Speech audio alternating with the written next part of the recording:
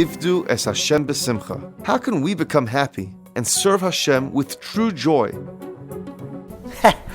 There's so many answers to that question.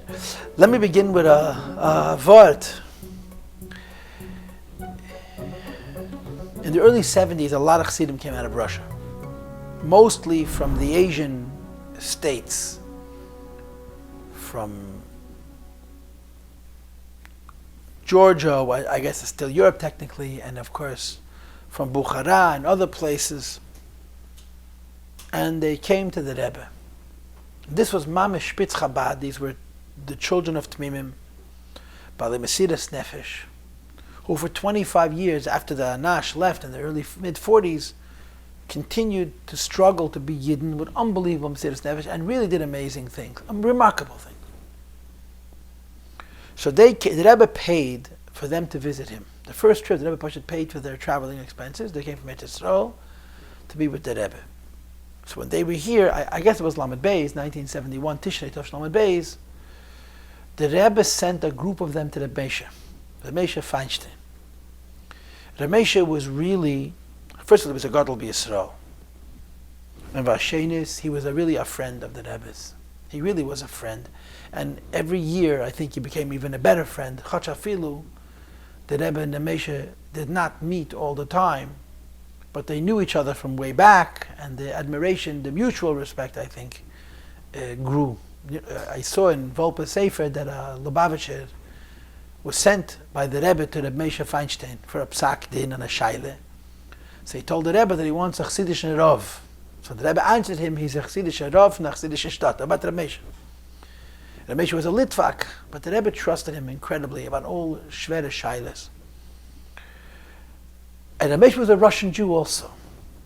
And the Moshe was Meister Nefesh for Yiddishkeit. And the Moshe was saved with a miracle himself from the Soviet Union when he came to America. So, I'm sure that the Moshe Feinstein, even after being in America for 50 years, didn't forget the Jewish people behind the Iron Curtain. So the Rebbe sent a mashlachas of these Yidden to the Moshe Feinstein. And he sent along Rabbi Chadakov. And the way I heard the story, Rabbi Chadakov was told by the Rebbe how to introduce each one. One of them was introduced to Rebbe Moshe as a Baki in the Alter Rebbe Shulchan Aruch, and all the Shal Satchuvas Igris Moshe. He had gotten the Igris Moshe in Russia, and he was a Baki in all Igris Moshe, which was quite impressive.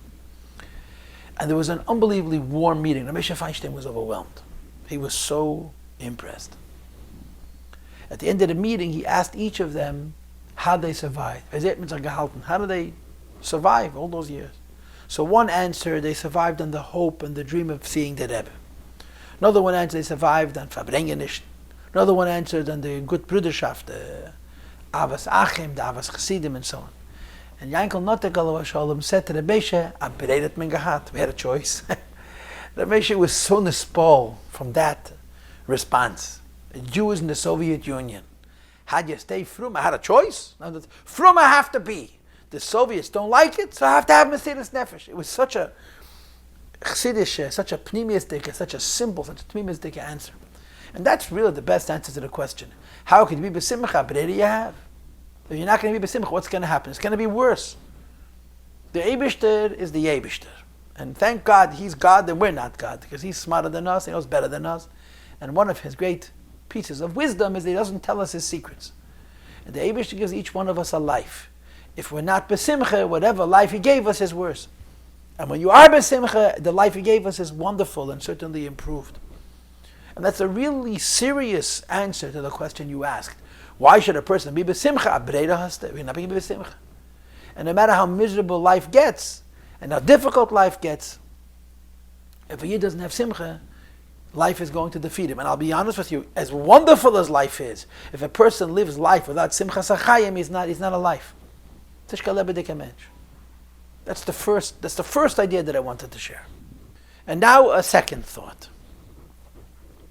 A Yid came to the Rebbe by dollars. Now, I didn't see the video, but I read the transcript. He was what we call a Chassidish Yid. This heißt, not a Lubavitcher, but he had the Chassidish Levush and so forth. Now, I don't know this man, I never met him, but clearly he had stress, he had Schwierigkeiten. And I'm assuming he came to the Rebbe with great sincerity. He wasn't messing around.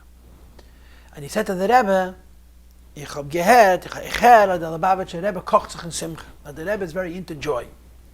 And the Rebbe gave him a resounding yeah.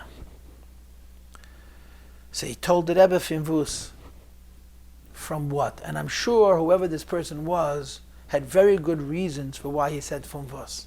And the Rebbe's response was, was haste? Bist du Chayid? What do you mean? What's there to be happy about? You're a Jew. That's the basis for the Simcha. Now on the surface, it seems to be a dichui b'kash. But it's not a dichui b'kash at all. Allah in the Maisim at the Baditcha Verov, that he used to say the Berchas HaShachar, and one day he skipped Shaloi Asani Goy, and they said to him, Rebbe, what happened to Shaloi Asani Goy? He says, I got up in the morning and it crossed my mind what happened if I would be Goy. So he right away made the brach. Geleib dem Eibishten, that we have a connection to the Eibishten. Thank God we're Jewish, and we really are fortunate in our relationship with HaKadosh Baruch Hu. To say it in plain words, the Eibishter has a very special connection to every single Jew, and he embraces each one of us. And the truth of the matter is, Hashem embraces everything and everybody. But the Chiba Yeseda, the embrace that the Eibishter gives every Jew, is very real. And sometimes we have terrible nisyonos and terrible hardships. But if you step back and you allow yourself to see what's happening in your life, you see this chibuk, and you see this nishuk, and you see this kiruv, this dabkas rucha berucha, this incredible connection that Hashem has always had and certainly continues to have with Am B'nai Yisrael, and that's reason enough to be b'simcha. We're not happy because we're not satisfied. We're not satisfied mostly because we're jealous. Mostly because, not because we're hungry, but because we want to eat until we're fat. And it's tragic, because eating until we're fat is not only not necessary, it's actually not good. And if a person recognizes the incredible brachas that the Eibishter gave him, there's so much to be thankful for and so many reasons to be b'simcha. Yoleb dem Eibishter.